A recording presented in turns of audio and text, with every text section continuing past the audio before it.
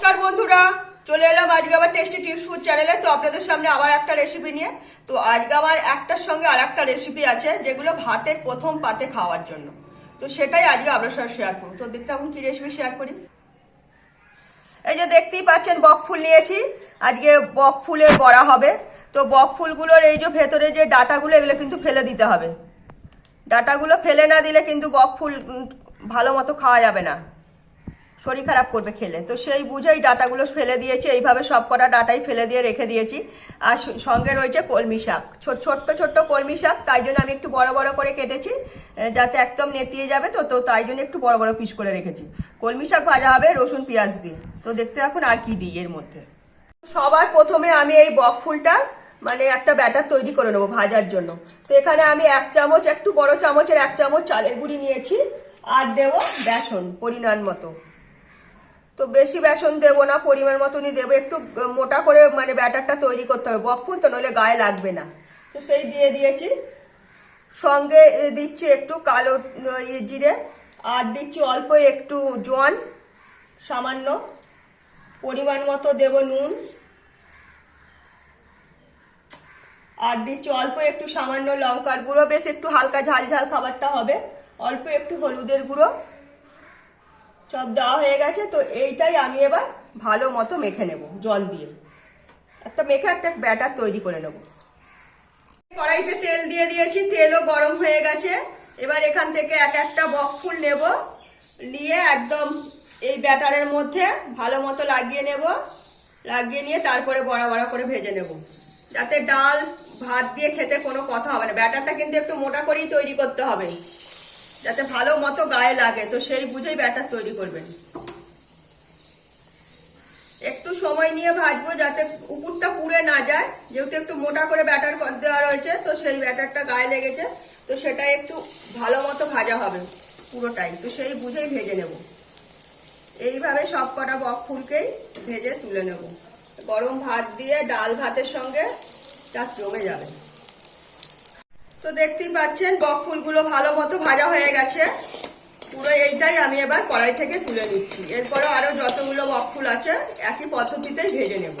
আরো কতগুলো বক ফুল ছিল সেগুলো ওইভাবেই দিয়ে দিয়েছিলাম। তো এগুলো ভাজা হয়ে গেছে, এইভাবেই তুলে নেব সব।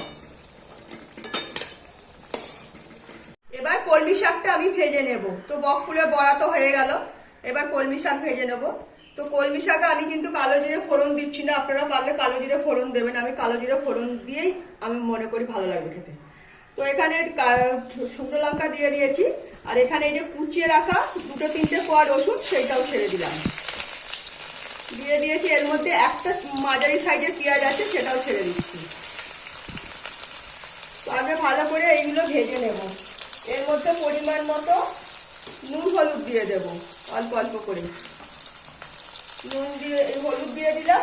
এবার নুন দিচ্ছি। এখন নুন হলুদ দিয়ে দিচ্ছি, পরে শাকটার সময় আর নুন হলুদ দেবো না। আগে এই পেঁয়াজ রসুন আর শুকনো লঙ্কাটা ভালো মতো একটু ভেজে নেব।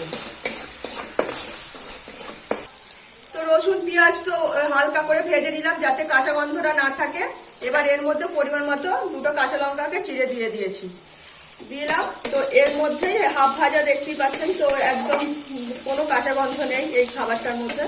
তো এবার আমি এই যে কলমি শাকটা করছি, কলমি শাক, তো সেটাই ছেড়ে দেবো। একটু বড় কলমি শাক হলে একটু নুন হলুদ দিয়ে ভাত দিয়ে নেবেন, তাহলে খাবারটা খেতে বেশি ভালো লাগবে। আর আমার তো একদম ছোটো ছোটো পাতা কলমি শাক ছিল, তাই আমি ভাত দিলাম না। তো আমি একদম এর মধ্যে ছেড়ে দিলাম।